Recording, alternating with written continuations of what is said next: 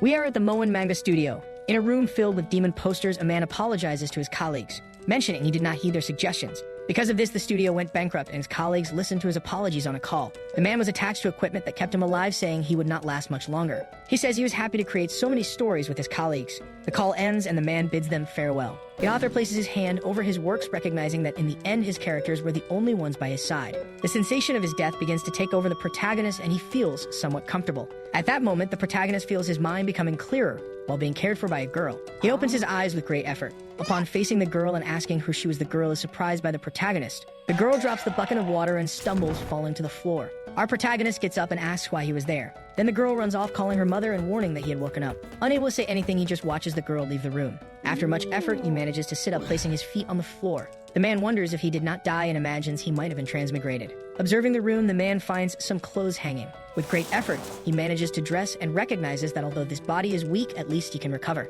At that moment, someone comes knocking on the door. A woman bursts open the door, calling the protagonist master. Our protagonist is impressed to see the girl. He calls the girl in the blue dress in front of him Feng Xinying. The woman throws herself on the protagonist, saying she had been waiting for more than half a year for his awakening. The master wonders why one of his characters was there hugging him, but soon he notices the softness of her body and gets excited. With that, he holds her arm to push her away. Xinying moves away with his motion and apologizes for it. She kneels and says she had forgotten her manners and explains she could not believe it when Yun told her about the master. Our protagonist notices she calls him master and is confused, but he can only stare at the girl, unable to say anything. The woman holds his arm and says the others would be happy to see him, and the master wonders who the others might be. Gradually, she begins to introduce the inn they were at and says everyone was there. In another room, someone was pouring wine into a glass. Xinying recognizes him and calls for Ming to inform him that the master had woken up. Again, the protagonist is impressed with the person in front of him, for Ming was a demon man with pointed ears. The master recognizes that he was the vampire Ming, and the girl scolds him for not greeting his master. Ming is uncomfortable with her attitude, but he approaches and greets his master without changing his expression. The girl asks the master to ignore him because he was in a bad mood and pulls him to meet the others. At this, the master begins to recognize that they were all characters from his manga. Soon after, the dwarf Susan and the lumberjack Fan Lei come to greet him, and he notices he was not the only one to go to that world. More people appear and say they could have an early lunch that day. They were the zombie Liang Chang along with the blind Bai, and the master recognizes they were those who were with him at his death. Our protagonist recognizes that the characters he and his colleagues had created were there. All of them were known as the Demon Kings. The master remembers his past life as the cartoonist Jing Fan who died from a disease, but he revived being sent to a world inhabited by the characters from his stories. Xinying makes a toast to everyone celebrating the master's awakening. She mentions they would have a foundation from now on, but the master imagines it was just interpretation and asks if during the 6 months he was asleep they stayed there. Everyone is impressed with his comment. Bai responds that it was not only the master who suffered something since he was in a coma, for they all became normal people. Zheng wonders if it would be a problem for the Demon Kings to become normal people and live in an inn near the city, besides wondering why they insist on calling him master. But he understands he cannot lead them to glory and asks where Mo Wan was. Xinying gets worried and asks for a moment as she rises from the table. He watches Xinying leave and remembers that both she and Bai were creations of his friends and he just helped. However, Mo Wan was a complete creation of his and imagines he can relax a bit if he sees him. But the demon woman returns with a box and a serious expression, mentioning that Mo Wan was there in that box. Upon opening the box, she shows a stone and says that Mo Wan kept saying he did not need to eat or drink.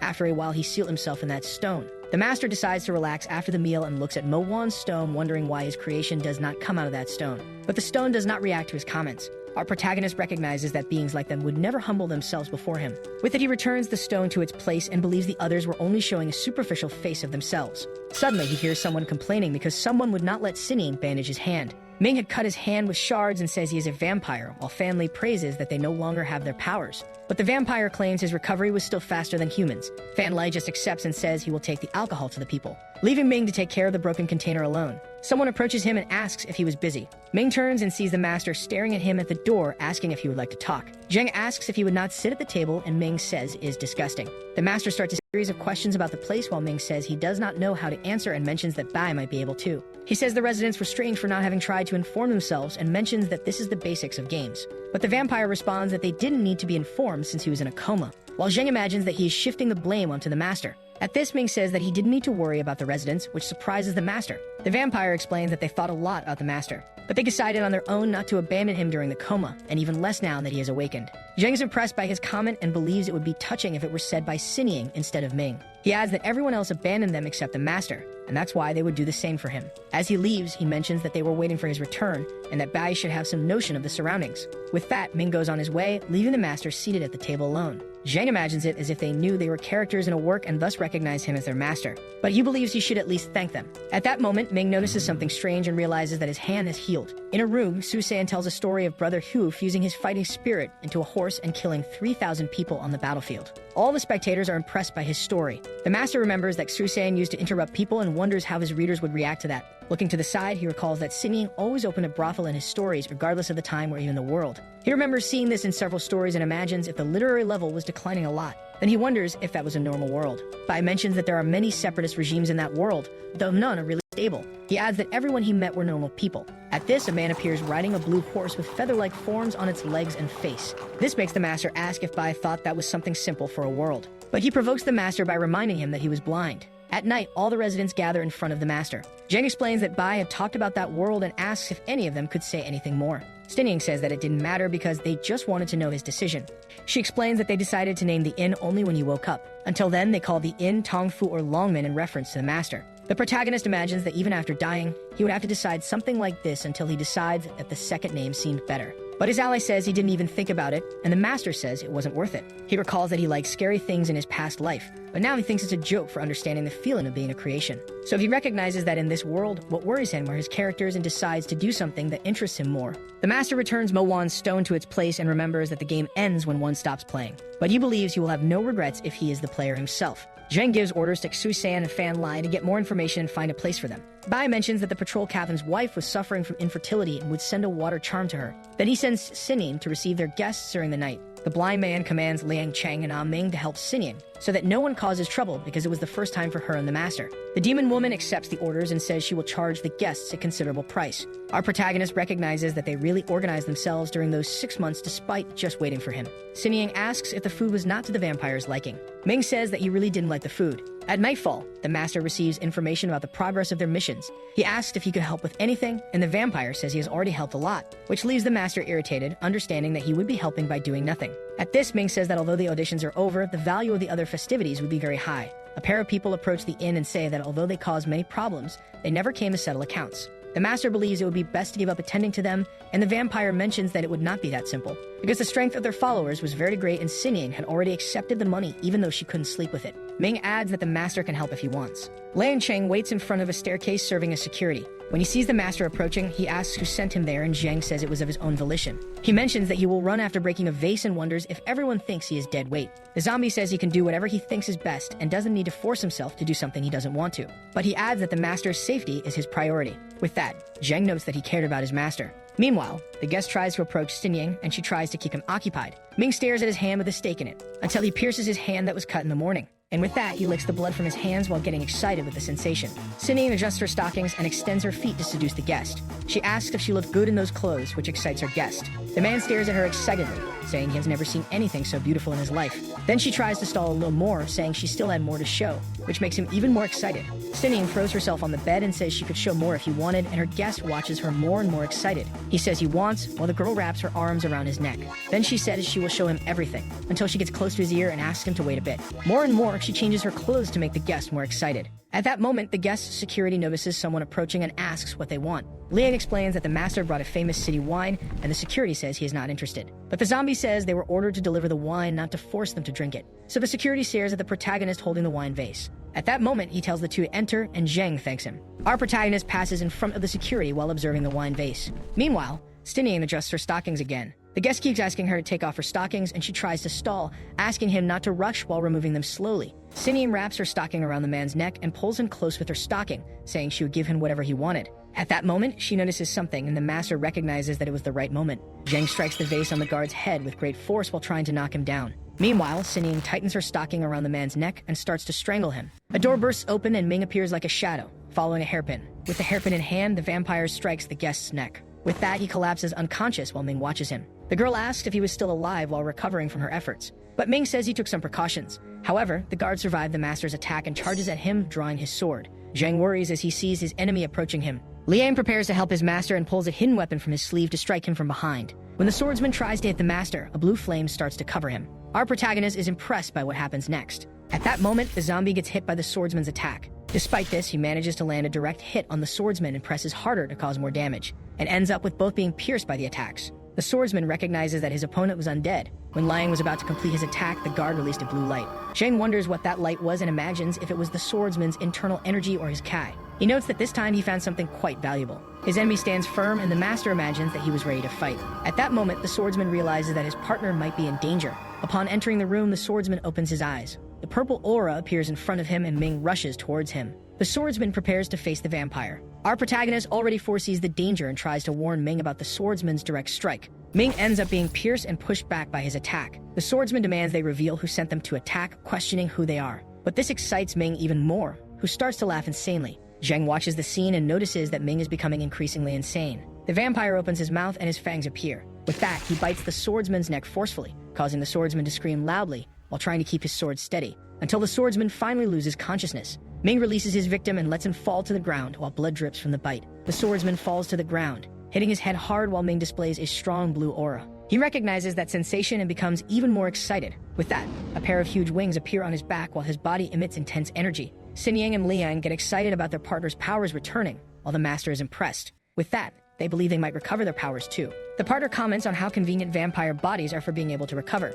She starts to question Ming about the return of his powers and if he knows how he recovered. Ming explains that it was because of the master's awakening, which excites Xinyang, who looks at the master with a hungry gaze. Because this makes her believe she could recover her powers too, and Zhang watches her worried, wondering what she wants to do. But she changes the subject, saying she would take him to a place to rest. She asks him to leave the rest of them while looking at him more gently. Liang questions if Ming would recover better sleeping in a coffin, and he says that life needs a sense of ritual. The zombie responds that he prefers to sleep in his bed. Ming says that he rarely slept in a coffin before and only started doing it because he thought he was becoming human. Liang says that he was no longer a normal person. A voice emerges asking if they almost had an accident. Bai was observing them and says he was mistaken. Ming responds that it was his mistake, though it doesn't matter, because he believes that only this kind of world could bring them some pleasure. The blind demon acknowledges that the initial vision of the world was a success and says he will interrogate the guest. But Ming says to let Zhang interrogate him, which impresses his partners with his request. Bai believes that the master wouldn't do that, and that when the master needs to, he will ask him for help. The vampire reminds that procedures must be followed, and Bai questions if that was the reason Ming recovered his powers.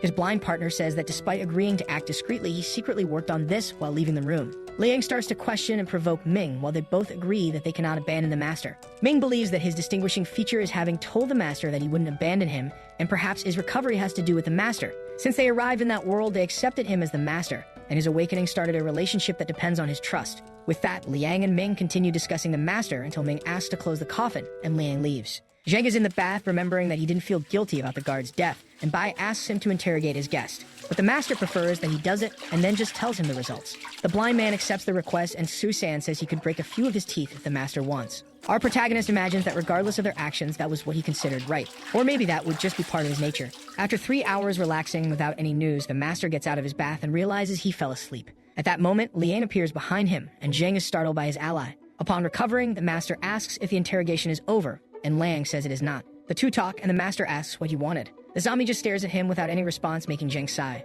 Our protagonist asks him to tell him anything that worries him, because even if he can't do anything, he could at least be a listener if needed, and Liang puts his hand on the master's shoulder. The zombie asks the master not to take the lead next time. Despite not understanding why he was talking about it, the master decides to accept his request and says he trusts all of them. Zhang says he will check the interrogation and that he could do what he wants, then he leaves the room, leaving Liang there. After standing still for a while, Liang starts to feel his legs giving way, until he falls to the ground, sitting and feeling embarrassed for what he did. At that moment, energy starts to emerge from his wound. During an outdoor lunch, Bai comments to the master that this world is different, and that makes it more interesting. He asks the master not to worry because he intends to explain it simply. His inn was in a city called Huchu within a province known as the Yan Kingdom in Baifeng County. Besides this county, there are 6 others, and the capital was in Tangshan County, while Baifeng is on the northern front line. 100 years ago, in this region, there was a war between the Yan and the desert bandits involving over 10,000 people. On one hand, the war happened because of the bandits' division, and on the other hand, it was the southern Yan's fault. Additionally, 3 nearby kingdoms were observing, which made the Yan focus on their central lands. Thus, the world was dominated by 4 kingdoms with a few exceptions of some small countries. The master listens to the story and notes that this is important information, and the blind man says there is one more interesting thing. Bai says that this world has 9 levels of power, with one being the highest, and explains that the guard from that night doesn't even make it onto this list. Our protagonist imagines that this seemed poorly written, but recognizes that he got excited after witnessing that. They discuss recovering their position, and Zheng understands that for this, they need to take someone out of power. Zheng gets excited and asks his blind ally to explain his plan in detail. The first phase of the plan would be to deliver their forces to the center of Huchua City. After explaining the second part, Bai asks the master to review his plan. Our protagonist praises Bai and his plan, which makes him acknowledge the intelligence of his master. This makes Zheng feel discouraged with so much praise. He asks to be called if he can help with anything, and Bai explains that the subordinates only need his trust. This makes the master even more disheartened. With that, the two begin to discuss how much he trusts his allies, until Bai uses his powers to pick up the leaf from the master's cup. He thanks the master's trust while eating the leaf. This moment makes the master believe he should keep a certain distance from him, because he observes Bai and notices an intense aura around him. In the afternoon of that day, the master is walking through the inn until he hears noises coming from one of the rooms. The master becomes worried and goes to check what was happening and finds Susan adjusting a model of the region. Zheng asks if that was a topographic map and catches the dwarf's attention. Susan acknowledges the master's intelligence and explains that Bai had asked for help, and he had the idea of using the map for future strategies. Our protagonist approaches and hands the hammer to him to continue his work. With that, the master touches his shoulder and asks him to continue his work while he goes to check other places. When the master leaves the room, the dwarf hits his head on the map and ends up having a coughing fit. Because of this, Susan slips and loses his balance. But as he is about to hit his back on the floor, he manages to avoid it by lifting himself with his finger, completely excited. The master recognizes that his allies have become strange after the previous night and imagines he needs to know how to deal with them. With that, he approaches a room until he hears a loud, hysterical laugh from Susan that worries him. Because of this, the master trips over the entrance and loses his balance, falling face first into Sining's breasts, making her ask if the master is okay.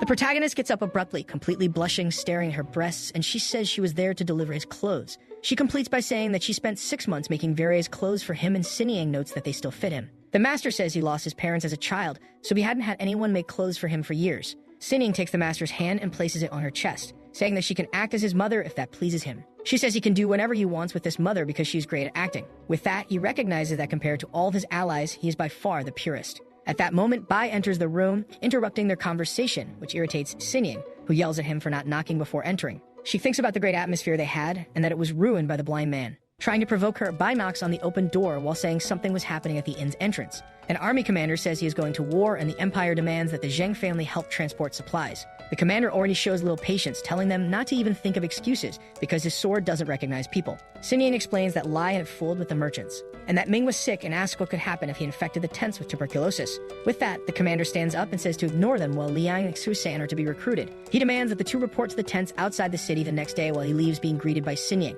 Our protagonist recognizes that this indeed would be a problem, and Bai appears, saying they have two choices. One of them would be to gather their things and leave Huchuo during the night, and the master asks what the other would be. The master's allies look at him seriously, considering these options. Zheng recognizes that the inn had been part of their work for almost a year, and the city is important for their plans. But he knows it wouldn't be wise to raise a flag and rebel against the Empire, which makes Bai acknowledge his thinking. With that, Bai asks for Susan's help because he could be a good support. Sining asks why she can't go too to help them, and Bai questions if she would prostitute herself to the soldiers, which irritates her, while the blind man explains that they are the master's subordinates and must remove his obstacles. Susan says that the master can count on them despite understanding that Zheng doesn't want them to see him as incapable, because he would place himself in a higher position and understand more than they do. At dawn the next day in the arming tents, our protagonist says he was just asked to march with the army and thinks about having been reincarnated and going to war. Liang says there is a problem, and the master asks what he noticed. The zombie mentions that there were no soldiers protecting them and recalls that the orders were for them to transport supplies. He says everything about the soldiers' actions was unknown even though they were about to go to the battlefield. Zheng becomes worried, and with that, the dwarf appears in his tent, saying he discovered a problem. Seeing the emergency rations wagon, he discovered it was full of stones. Several days pass since they arrived at the camps, and the demons anticipate that something will happen that night. Liang asks about the tent's location, and the master imagines they should keep an eye on the water supply. Besides that, he believes that if they camp in a canyon, they could protect themselves better by reducing the protection areas. The zombie praises the master, and this makes him think that he is not a good example because he only knows how to praise any decision he makes. But he knows there must be more things he would have to say. Liang says they have a little over 200 cavalry members, most of whom are forced recruits. He explains that if the enemies made a stealth attack, the soldiers would have no confidence and the camp would be destroyed. The explanation continues, warning that the cavalry seem more focused on the tents, and the master understands that they were bait. Our protagonist realized he couldn't warn his superiors and decides to just focus on protecting himself. He says he wouldn't mind getting some benefits if the conditions permit. That night, a soldier was tired of the watch duty, until a barbarian appears behind him and cuts the man to get rid of him. Then another barbarian appears, and they enter the tents while ketchup stains mark the tents. They continue following their plan and move to the next tents until they reach the master's tent. Liang grabs the barbarian's neck and gets rid of his aggressor, His shout draws the attention of the other nearby barbarians, and Susan catches them off guard, taking them out as well. With that, Liang gets rid of his attacker's body while the master observes his allies and orders them to cut off their heads. At that moment, an energy-charged arrow flies over the camp, and an army of barbarians appears, riding in for the attack while they remember that Bai explained who they were. Zheng explains that these barbarians have been rivals of the Yan kingdom for hundreds of years and were not the type to yield. As they arrive at the camp, the barbarians begin a massacre while the master's group hides to protect themselves. He recognizes that they were just bait and that the army should soon arrive to help. Susan asks why they don't take advantage of the chaos to escape, and the master remembers that killing the barbarians could earn them merits. With that, the dwarf acknowledges that his master can be quite sinister. One of the barbarians finds the master's group hiding and charges at them, making Liang prepare to fight. The dwarf positions himself in front of the master along with the zombie, which provokes the barbarian. In a few seconds, he is defeated by Susan in a quick move while the horse keeps running towards the zombie. At that moment, Liang awakens a power that evokes several energy hands and lands a direct punch on the horse's jaw. With that, the horse is abruptly knocked down and the zombie throws the barbarian to the ground. Liang calls his master, who simply decapitates the barbarian with a sword strike. With that, he dirties his face with blood, which he wipes off, and upon tasting it, he says it is slightly sweet. The blood-stained sword falls to the ground and the master back, realizing what he just did. But he believes the sensation is not so bad after all. Susan offers a drink to the master, saying that getting used to killing for the first time is difficult despite being enjoyable over time. The master takes the water canteen and splashes it on his face while imagining that a wolf would never accept his sheep as a leader. If he cannot change the relationship, then let them believe he has everything under control. With this thought, the master retrieves his sword and manages to recover. The barbarian attack continues until a group appears in the distance. Finally, the kingdom's army was approaching to get rid of their enemies. At that moment, a fierce battle begins between the Yan soldiers and the barbarians. The battle intensifies while the group observes the soldiers' movements. Zhu Sang gets irritated with the commander's attitude, while Liang acknowledges that it would be difficult to get cavalry soldiers. A spear approaches the group, and the two notice the incoming attack, managing to save the master's life. The group faces the direction of the spear and sees a barbarian observing them. Liang draws his sword and charges at his enemy, jumping to try to decapitate the barbarian. But he intensifies his aura and defends Liang's attack with such effort that it causes an energy collision. Our protagonist orders Susan to help his partner while noting his enemy's focus. The zombie retreats after the attack and realizes that his sword was nearly cut by the heat of the aura. With that, the barbarian gets excited seeing the state of his enemy's weapon and charges at Liang. But the zombie dodges the barbarian's blow and says that is not a problem because he never knew how to use a sword. His enemy takes advantage of the swing and hits the zombie with the tips of his shoulder pad, until he notices that Liang withstood the attack and barely moved. Liang takes advantage of the proximity and lands a direct attack on his enemy's chest. He mentions that he prefers to use his claws to fight while his mask opens its mouth, exhaling energy. An arrow is fired and hits his wrist, distracting Liang to see who his new enemy is. With that, the barbarian takes the opportunity and kicks his chest, throwing him against the hay cart. The barbarian archer warns his ally, saying there was something wrong with Liang, explaining that despite his arrow skills being able to penetrate an unarmored soldier's arm, he barely hit him. At that moment, the dwarf appears behind him, saying he should worry more about himself. Susan strikes his daggers into the archer's back and in a quick motion pulls him to the ground to finish his enemy. The barbarian swordsman despairs at his partner's death and grabs Liang by the neck to lift him. He raises his sword and threatens to kill the unconscious zombie. But then the master quickly approaches to save his partner. The barbarian notices the master's movement and throws Liang away to try to hit him. Suddenly, the barbarian coughs up blood and imagines he must have been poisoned at some point. Soon he remembers Liang's claw attack and believes it was then that he was poisoned. Zheng takes advantage of the moment and kills the other barbarian before driving his sword into the ground. The master tries to stay on his feet after this move and leans on the sword. Liang approaches him, extending his hand to offer help. Zheng accepts his help and stands up with great effort. At that moment, Liang remembers a conversation where he heard Bai saying he didn't see the master as someone strong. But he reminds the zombie that Zheng was the one who created them. In a comparison of the real world to a cage, the blind man says the master was trapped and shackled in this cage. Bai explains that they just need to give the master possibilities to evolve and lead them. He believes Zheng has the potential to be someone they will follow. Liang removes the arrow from his arm and warns that the Yan army was taking control of the situation, and Zheng asks to see the results. Zhu San appears, dragging an old man who was the head of the barbarians' expansive division, saying he caught a big fish. The dwarf asks if the old man would be worth more to them alive, but the master says he might have seen what happened and orders him to be killed. While the dwarf prepares his dagger at his neck, the old man calls the master a demon. Susan starts laughing and agrees with the old man's statement just before slitting his throat. After the battle, the place was full of bodies on both sides while the surviving cavalry members search the area, until they find someone in their path and the commander points his sword at this person. It turns out he had found the master's group who were holding the head of the barbarian chief. The commander stares at the head in Zheng's hands and recognizes who that man was. He knew the Central Army was after that man and acknowledges their luck for getting such a great merit. But he does not intend to give them this victory and charges at the trio. Susan notices that their goal was to steal the trio's merits, and the master prepares for combat. With a smile on his face, the commander proceeds until a blade-shaped beam of light crosses the battlefield.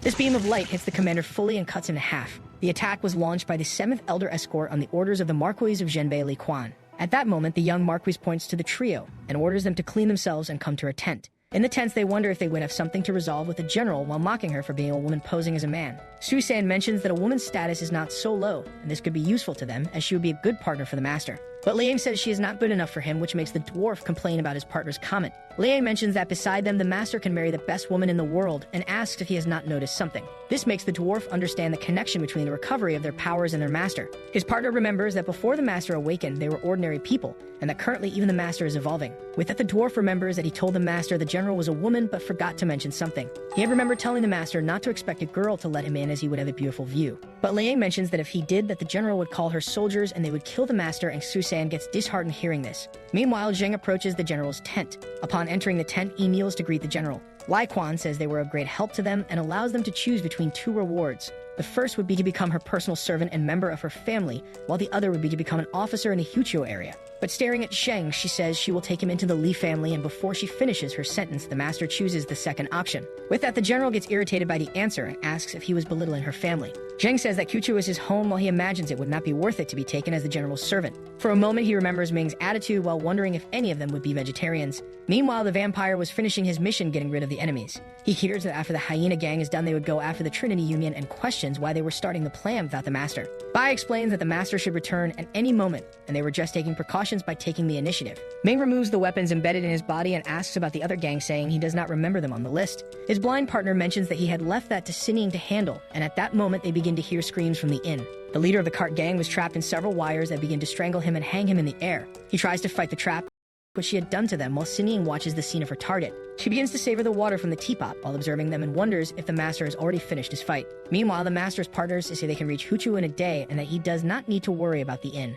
The group is in the middle of the desert making an outdoor fire. Su-san says he is worried about his friend Lai and wonders if he managed to eat enough. Ignoring the story's direction, Zheng asks them to rest after eating, until they hear the sound of footsteps and the 2 demons notice someone approaching. The group stands up ready for combat while a woman appears asking for shelter and to share the place with them. This woman was a barbarian followed by 2 men and 2 children. The barbarians make a fire keeping separate from them until their leader stands up with a water canteen in her hands. Zheng tries to refuse the drink, saying that the wind was cold and his throat was sore. He does not trust the barbarians after what happened and imagines she should drink first to prove it was not poison. The woman sits down again and introduces herself as the chief of the barbarians' Royal Hall Avi while drinking from the canteen. Then she says the children were grandchildren of the Shachuo tribe leader, and she traveled all this way from the royal hall to rescue them. Zheng prepares his sword and notes that she is an enemy, as the Shachuo tribe barbarians were lured into the trap by the Li family. Bao stands up and hands the canteen to her partner and asks if they were members of the Li family because of the horses. At that, she acknowledges the Marquis's power, believing they were trying to intercept them. But Zheng mentions that there was a misunderstanding in this whole story until the canteen starts to emanate energy when thrown.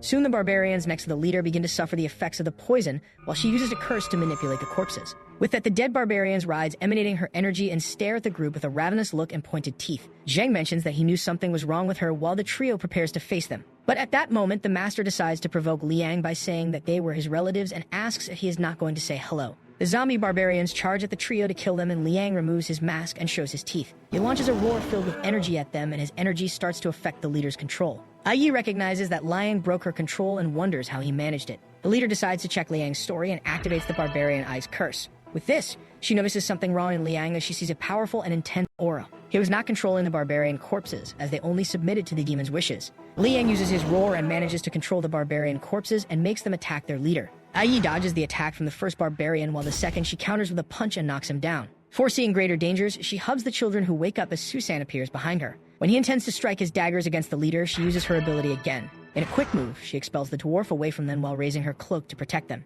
Zu-san tries to see his target covered by the cloak, looking for a gap without any success. Noticing something wrong with that cloak, the dwarf is forced to land and complains, telling her not to run away. But the barbarian leader shows that she did not run away, which surprises the dwarf, who asks if she was not educated. Then she charges at Zheng to get rid of the master while holding the children. Our protagonist did not imagine she would charge at him, which makes it easier for him to get rid of her. Zheng tries to land a direct attack against her until the leader throws one of the children in front of the master to distract him. The master faces that move and the child's crying face, and he turns his blade to return the child. However, this allows the leader to grab the blade and use it to point at Zheng's neck and starts pressing, trying to cut him. The master recognizes that she has a lot of strength and feels her pressure until the zombies controlled by Liang charge at the woman. As they try to hit her, the leader releases the sword and dodges the attacks, which impresses the master. He looks up and sees the barbarian leader above them, preparing to attack. But Susan tries again to hit her from behind, and this time his attack works, hitting her back with one of the daggers. She tries to get away and kicks the dwarf while fleeing from him. Susan chases her, saying she would not be able to escape. But Liang tells him not to chase her, which impresses him. The zombie reveals that controlling her corpses left him at his limit and he had no more strength to fight while the corpses dissolve. He adds, asking if he chases her, who will protect the master. Susan returns to the master's side and starts praising him for being able to predict the barbarian's actions. At that moment, the master questions if the dagger was poisoned and the dwarf just smiles, calling the master mean. In the middle of the desert, far from the trio, the barbarian still had the dagger in her back and starts feeling unwell from the exhaustion and poison. She says that even though she was poisoned, she still needs to complete the royal family's mission. Someone appears to find the barbarian Aban and asks what she was doing there. A group of men followed by Fan Li asks where the young master was. Aban shouts at the men, ordering them to bring the troops immediately as the Marquis's men were nearby. The men run off while Fan Li continues to stare at her. He looks at the dagger in her back and recognizes the weapon. The barbarian gets irritated and asks what he is looking at. Then he pulls out his axe and says he is looking at her. Later, at the master's camp, Fan Li joined the group and mentions recognizing Susan's dagger. He explains that the dwarf had been sharpening that dagger for half a year, and the master asks if Fan Li killed the barbarian while he confirms. Our protagonist starts thinking about the luck he had at the caravan he was following had a spy and that he would meet the barbarian on the way. Jang acknowledges that he could not kill the children and would only ask for forgiveness if any generation of demons came for revenge. The giant hands him leaves to Susan and says that they make him very energetic since he himself had been eating them for days. Susan realizes that simple people have a simple lifestyle. At the inn, an envoy from Baifeng County named Xu Wenju was waiting to be received. He asks if they believe that the Marquis and the young lady could have survived. One of the staff mentions that they had sent Zheng, who was recommended by the young lady. But the envoy says that Zheng was a commoner and asks if he would dare join the rebellion when the Marquis was in danger. Su Wenshu mentions that if he has the ability to mobilize the troops, then he will recognize his abilities. Upon returning to the inn, the master is startled, because the place was completely empty and he wonders where everyone was. An old man comes running out of the inn and asks if the owner has returned. Zheng asks what happened and the old man asks him to calm down, explaining that Xinying and Bai bought another house. Their explanation was that after getting more money, they wanted Mu to have a bigger garden. They mentioned that an official's salary doubles according to his rank, and they should start by showing sincerity. In their new residence, the group comments about getting rid of the hyena gang that was involved in human trafficking. Ming asks why they ended up with the money that the Three Gods Association gave them. Bai says that since the master does not care about religion, they do not need to either, and Xinying remembers that his story was cancelled. Xinying says that with business going well, it will not worry about money, and asks if it would not be easy to make money with soap. Then Bai stares at Xinying while she drinks sake until someone shouts, announcing that the master has arrived, which excites her. Our protagonist goes to relax in the bath while being attended to by 3 beautiful girls. Meanwhile, the demons gather at the table to eat. Xinying mentions that she prepared his bath and the others start discussing the provocations he made with the girls. The blind demon mentions that the master can always try the fruits of his team and that they can give him a chance to choose. But Ming immediately tells him not to extend these ideas too much because if the master gets sad, he will make Bai regret it. At this moment, Jing arrives and says that since they have already eaten, they could go back to work. Susan starts telling about his adventures and talks about the master foiling the barbarian's plan, which impresses Xinying. While the dwarf continues his story, the master is reading a book and gets disheartened seeing how much they were flattering him. Bai says that his subordinates wanted to form a bandit group and did not expect the master to gain recognition. Zheng remembers that the blind demon had the power of spiritual detection, which allowed him to perceive that he was almost asleep. He mentions that he will leave the development of the establishment with Bai and the focus will still be the city of Huchuo. Liang says they cannot waste the 300 horses delivered to the city. Bai mentions that this is the most important thing to think about because even though the army is in the name of the Yan Empire, they are loyal to the master. He mentions that Saner and Ali should be annexed and leaves this mission to Xusan and Fan Li. Xinying receives the mission to train the new girls and select the best for special training. Liang receives the mission to train with the master while they wait to go to Yemen and says that he should let the master give him tips. Bai says that he has already given the orders and asks the master to correct what he deems necessary, and he just says that Bai has already said everything he wanted. Then Ming asks what he should do now. The blind demon says that the vampire's mission is the most important and provokes him by saying he had not seen him, so he forgot. He explains that to feed the 300 horses it will require money, and Ming asks what he should do. Bai says that he should get some soap, and Ming is speechless hearing that while staring at the blind demon. After 3 days of training, the master acknowledges that his physical strength was increasing. He asks his zombie partner if he wants to take a bath together, and Liang mentions that he does not like hot water. With that, the master says he will talk to Xinying then. Ming and Xinying, who were approaching, talk about the idea of making money by making soap and perfumes. She mentions that with this, they could either make a lot of money quickly or never make any, until she turns to the training partners and notices that the master was no longer there. Xinying runs off complaining to Ming, saying that she forgot to give the master a massage because of him. As she runs off calling for the master, Ming just watches her incredulously. The 2 demons stare at each other and Ming asks if his zombie partner's aura has increased, but he responds that it has not, saying that perhaps the problem is themselves. Ming imagines that relying on their own hard work would not be enough, and believes that they need to seek other means to recover their powers while staring at a soap they made. After staring at it for a while, Ming mentions that he had made that soap and Liang could use it. When Liang bends down to pick up the soap, Bai finds them and imagines that they have become very close. The two turn to him and ask what he wants, and Bai mentions that they will have a meeting at the pavilion at night. With the notice given, the blind demon continues on his way, saying that they can continue what they were doing, still mentioning that fortunately he is blind, so he saw nothing. Meanwhile, Xinniang is massaging the master while complaining about the treatment Liang gave the master during training. She asks if there would be a better way to train, and Zhang mentions that he has no problem training the muscles. His partner questions if it would be a good idea to ask Ming to bite him and turn him into a vampire, which makes him curious about the idea. At the start of the meeting, they mention that the topic is cultivation and ask Liang to comment on the master's cultivation in the past few days. He starts the explanation saying that although the master does not possess combat skills, he has a lot of strength, even considering that it has been less than a month since his awakening, which could hinder his recovery. The blind demon says that he believes there is a relationship between his powers and the master, except that there is a problem with that. His recovered powers cannot be developed in any way, and Xinniang asks what he has discovered. His theory said that their powers work like an online game where they are tied to the master's strength without ever being able to surpass his level. Liang imagines that in this theory, the master would be level 1. Ming understands that the master's strength depends on himself, while the demons have their powers limited by the master. Bai confirms the explanations of the two partners, but Fan Li wonders if he had cut the master would the limitation have been removed. His comment makes all the demons curious and worried. Liang mentions that they are normal people at the moment and decided to let the master decide his actions, and they would just protect him. But now that they are recovering their powers, they are getting insatiable. With that, he fills everyone's cups with wine and says that he knows it is not the best to say anything, and asks them to drink together, and promise to completely forget what they just said and any ideas that came to their minds. Everyone agrees and drinks the wine together to seal a promise. Bai reminds them that if the master dies, all the demons will cease to exist, and with that, the only way to increase their powers is to help him. But he acknowledges that their system is not good for the master to evolve, which creates the need for a teacher for him.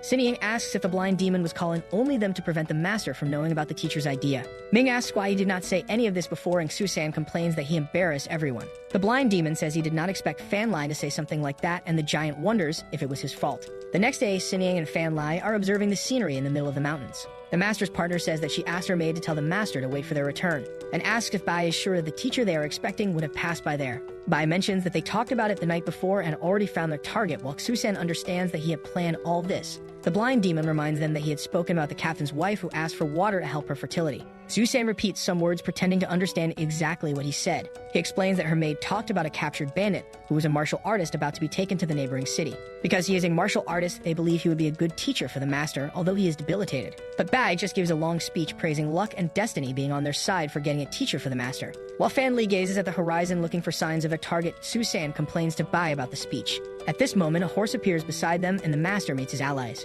Zhang admits he heard Bai shout and asks if they need to be so anxious. The master imagines that people look to talk to acquaintances to find teachers, while they just rob armed people. Susan thinks of saying something until he is interrupted by the blind demon. Bai explains that his base is spread out and this would make many more people appear. While he tries to explain that they will depend on their strength, Zheng just says they decide what to do. The blind demon worries that the master will learn about the limitation he causes in his allies and end up having the same thought as Fan Li. With that, Bai organizes the plan, saying that everyone will get involved in the current plan. At this, his allies realize he treated the master as just another member of the group. Susan warns that he found a group of people eyeing their target, and that this could cause more problems. Bai mentions that they need the master's decision to act, and he replies that it seems difficult to hire a teacher these days. The army of soldiers takes their prisoner in a cage through the mountains. At this, he mentions that the mantis hunts while a sparrow is behind him and questions if it is better to be the sparrow. During the night, the soldiers' caravan suffers an enemy attack.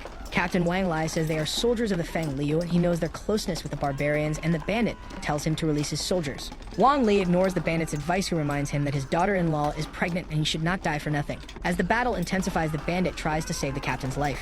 Ding Ru was imprisoned and wonders why the captain is worried as he could survive. He feels something strange and a loud noise starts to sound, affecting all the enemies. Bai appears on the battlefield using an instrument while wondering where he could find a friend in this world. The bandits charge at him to kill him, and Xinniang starts laughing at their naivety. She uses her threads to strangle and decapitate the bandits. At the same time, her allies get rid of the other enemies while Fan Li takes the prisoner. But meanwhile, the captain is facing the bandit leader and has been severely wounded. The captain's wound causes him to fall to the ground unconscious. After getting rid of the captain, the bandit charges at Bai, who prepares to face him and play his instrument. With that, the bandit simply explodes in front of him. Ding Ru recognizes that the bandit was at the mid-9th rank for having defeated the captain and wonders how Bai killed him so easily. Fan Lai receives Bai's order to leave, and he runs off the field carrying the prisoner. The captain uses his last strength to approach Bai and asks him to pass a message to his wife. Bai says he will take care of his wife and that he should not worry. Far from the battlefield, the master tries to see if his allies are returning from their mission. After a while waiting, he is impressed by a shadow emerging from the battle smoke. Fan Li appears running insanely while carrying the prisoner. Our protagonist turns and orders the giant to place the prisoner on the horse to escape.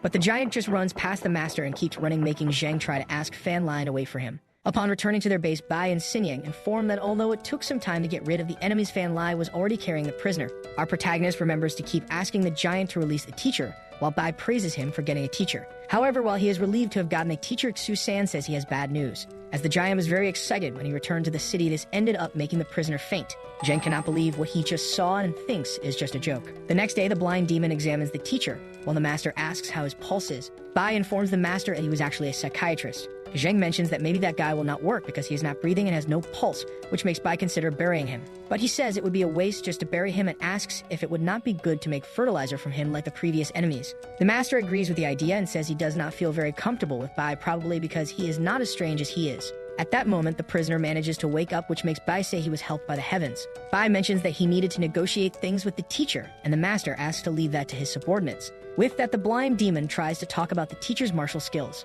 He mentions that if the teacher could teach martial arts to the master, they could ensure his safety. The prisoner asks when he agreed to be the master's teacher. Xinyan gets irritated and says she has seen many heroes turning into mere cowards after being tortured. Bai reminds her that this prisoner is the master's teacher, and Zheng himself trusted them to convince him to accept the request. He mentions that 2 days ago, Captain Wang Li's wife gave him money for a divination. With that, he says they could go kill his whole family, which leaves Ding Ru worried. But Bai simply says it was just personal business and asks what he has to say. The professor accepts the request while remembering that the captain's daughter-in-law was pregnant and he died trying to save him. Bai tells the master's partner that killing a family would be too severe a punishment and that the master would not agree with it. He adds that Ding Ru would stay there. If he successfully completes his task, they would compensate him, giving him the possibility to recover his cultivation from before he was injured, and the professor believes it to be a lie. The blind demon says they tend to be very generous with their allies. Bai promises that the day the master starts cultivation, he will recover and could take revenge on the Feng Li family. He also mentions that he can establish a good relationship with the master, and with that, the demons could help him in his revenge. As they move away from the professor, Bai tells Xinyan that they should try to convince people with kindness and not with torture.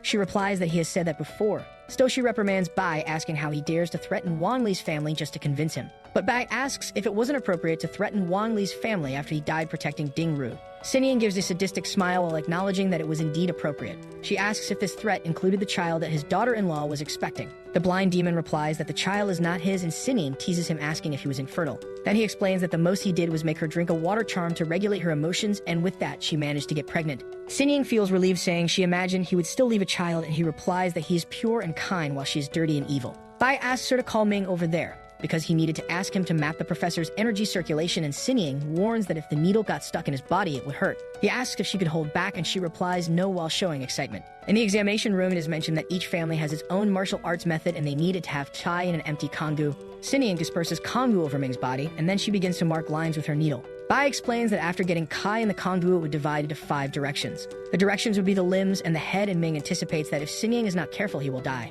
Ding Ru worries about Ming, asking if they could just make a drawing, and Bai says it would not be a good enough reference. Bai explains how the process works by instructing to concentrate the body's kai to accelerate. After a few cycles, the body's functions will accelerate and make the kongu shine. The professor explains that if it shines, he will have the power of a small army leader, and that it took him 10 years to reach the 9th rank. With that, Bai orders him to follow the map route in his body, while Ming remembers that he's a vampire and doesn't know what he was talking about. Bai explains that even without understanding, Ming still knows how to control the blood, and he just needs to accelerate circulation to create K. Ming admits that he couldn't disagree with him and accepts the idea. Ding Ru tries to warn that he cannot rush and must go slowly because the risks are high. But Ming ignores his warning and starts to charge his energy. The professor is impressed with Ming's power because he was at the mid-9th rank of Kai. Xinyan is next in line and evokes a pink energy, which she ends up liking despite Ming teasing her by calling her a young girl. She complains to him, saying she is much better than his red. Bai asks Ming not to dress yet because he wanted to test something, and the vampire asks what difference it makes if he wouldn't be able to see him. He replies that life needs a sense of ceremony. After touching Ming's belly, the vampire Bai evokes a rouge energy and says he liked the exclusive color of the old yinbi. The other demons arrive in the room and see the professor's circulation system, and Bai says they can test it too. Liang shows a purple Kai, and Ming argues with Xinyan, mentioning the soap scene. Susan reveals a green hue and is disappointed, hoping to change the color. The master's partner teases him, saying it is a natural color that will help him stay hidden. At that moment, they hear a loud scream. Fan Li activates his golden key, while the dwarf tells him not to overdo it. Bai says that for now they are stuck at the mid-9th rank, and although it is not difficult for them, they still cannot push themselves, because they still have an invisible barrier that prevents them from evolving further, and they know what they must do next. The mission now is to do whatever it takes to help the master evolve. The next day in the afternoon, they explain to the master how they pass on the martial arts lineage.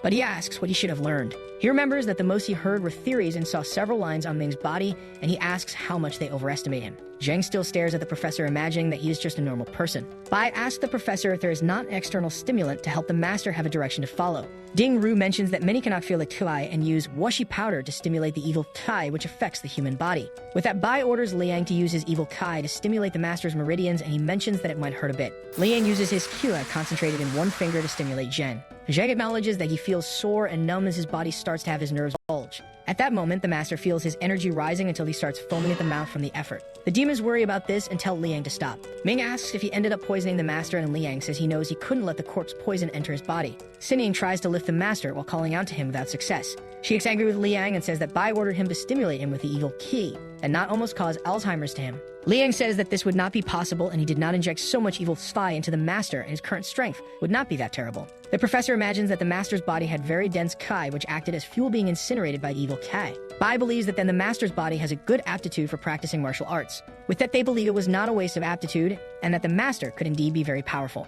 Our protagonist goes back to resting while Bai watches him. When he starts to wake up, Bai asks if he could feel Qi, and he replies that he felt the Kai thick and swollen. Dingru explains that initially the user would only feel the blood as a thread, so him feeling the circulation thick and swollen is a good thing. Bai thinks about praising the master until the demons appear and congratulate him on his extraordinary talent. Everyone is happy not letting Bai praise the master before them, but Zheng asks them to speak more quietly. During the night, Bai asks why Susan went to see the professor. The dwarf says he went to ask for foods that would increase abilities because he believes they might help the master evolve. Bai warns that the consequences of this might be to trap the master at this level, which would also trap them. He also warns that it's better not to try giving drugs to the master, and Susan says it was just an emergency plan. At this, the blind one acknowledges that they were trying too hard, even though he is not sure when Mo Wan might awaken. Susan asks what that has to do with Mo Wan. Bai explains that if they keep pushing the master too much, he might end up isolating himself with Mo Wan. But the dwarf says he recognizes that he is very intelligent but doesn't know much about Mo Wan's personality and habits. He asks if Bai knows why Mo Wan didn't remove his own seal, which piques the blind one's curiosity. Susan's theory is that if Mo Wan awakens, the first thing he would do is kill the master. Then he would question if he deserved to be his father. Meanwhile, Zheng is resting in an outdoor bath next to Xinian. She says the best grapes are the small ones with a creamy flavor, while Zheng tells her not to say perverted things in the middle of the night. His partner asks if he felt pressured, and he says that although he doesn't feel good with the evil Qi, he doesn't feel pressured. Xinian asks if he would like a massage, and he says he will get wet and then rest for the next day's training. With that, she moves away while remembering that the master was a solitary and sensitive author of manhwas, and that hasn't changed. She notes that they might seem very oppressive to the master and wonders if she should tell him. Zheng notes how much he struggled to improve his skills and finds it strange that he is their respected master. At this moment, Mo Wan's stone appears in the water, and the master stares at the stone with a light sigh. As Zheng gets out of the water, he calls Mo Wan's son and says that the father misses him. At that, the stone starts to shine and emanate an increasingly strong and intense energy. Bai, who was writing something in his room, feels the presence of this energy. He recognizes that this energy belonged to Mo Wan. At the same time, he notices the strong, murderous intent that emanates and wonders if it is against him or the master. The next day, Zheng goes to the city and asks how many people returned from their mission, and Xinian mentions that 300 people returned. She explains that with so many losses, Huchu plans to do something, and the master says they aim to maintain taxes with refugees. Liang says that the magistrate ordered him to appear in court before noon, and the master asks if something is wrong. When he gets there, he receives the merits, and Bai praises him for getting the official position, and they imagine what they could do with it. Bai asks if he was called because of the orphan issue, and the master explains that since there are many, they want to assign them to officials. While making a cigarette, Bai asks him to reconsider the idea of adopting orphans. Although Liang remembers that this wouldn't be his choice and they would be distributed according to influence, Bai says there would be few. The zombie asks how many he would like, and Bai mentions that he would like to adopt all of them, because his plan is to create an orphanage with them, and Liang thinks he's gone mad. But he explains that he wants to cultivate the new generation too. Even if they might get weak orphans, it could be useful to win people's hearts. Zheng gets excited and says it's easy to understand when he explains it that way. But he says there's still a lot of work to be done. The professor tells Zheng to finish the training that day to not overdo it, while he asks when he will be able to maintain the shine. Ding Ru warns that there's no need to rush because he should reach half of the 9th grade in 3 days and maybe reach the grade in 2 months. Zheng asks his professor to rest early because he plans to return to training the next day. While dressing, the master leaves as the professor acknowledges that his talent, even below the demons, is excellent. He imagines that even though he was called to teach them, they seem to be nurturing him and wonders which sect they came from. In Master Bai's room, he explains the demons' missions with the products and hiring more people, and mentions the results. The master asks if only 3 of them were strong enough, and Bai says he asked them not to act without total certainty. Bai explains that by their speed, they should return with information in about a month. Zheng says he doesn't understand, and Bai explains that the master can relax because he believes that in this month, the master will reach the 9th grade. To provoke him, the blind demon says that starting the next day, Sinying will sleep in the master's bed and stay with him all the time. Although the master doesn't think it's a good idea, Bai explains that her mission is to protect him, and if he reaches the 9th grade, it will reduce her burden. After a quick discussion where Bai asks the master to keep Mo Wan by his side, he says he needs to get ready to travel. As he leaves the master's room, the blind demon hears an angry voice at him. Sinying complains about the excess work having to read letters and asks what she did to deserve this. Bai teases her by saying she can start writing since the others wouldn't be there. But the girl doesn't calm down, complaining about everyone leaving and her staying behind, asking what she is to them. The blind demon teases her again, calling her a battery capable of replacing 6 batteries, which irritates her even more. During the night, the master asks Sinying to finish the massage early because he needs to rest. But she takes advantage of being alone in the inn and says she needs to stay by his side and will sleep in the same bed as him. She also says that if at least Bai were there, she could worry less. Our protagonist asks if that isn't depressing for her. With that, she starts crying, asking if he wants to avoid sleeping next to her so much and if he hates her that much. The master feels bad about it and says they can sleep together because he doesn't mind. Sinying gets excited and says she will get some clothes for the master to choose which he prefers she wear. Jack acknowledges that he is not made of stone, and the massages have excited him a lot, and the training leaves him with even more stamina. At that moment, Mo Wan's stone falls in front of the master, who feels strong headaches and faints. His partner returns with her black nightgown and imagines that Mo Wan might end up calling her mother when he wakes up. But at that moment, her clothes start to turn into paper, which worries her. The paper is charged with Kyoto surround Sinying until they explode in front of her. Amidst this explosion, a huge hand appears and traps Sinying. This energy was emanated by Mo Wan's stone that was awakening. Sinying recognizes her sealed partner while he asks what she wanted him to call her. Our video ends here. Leave your like and subscribe to the channel. See you next time.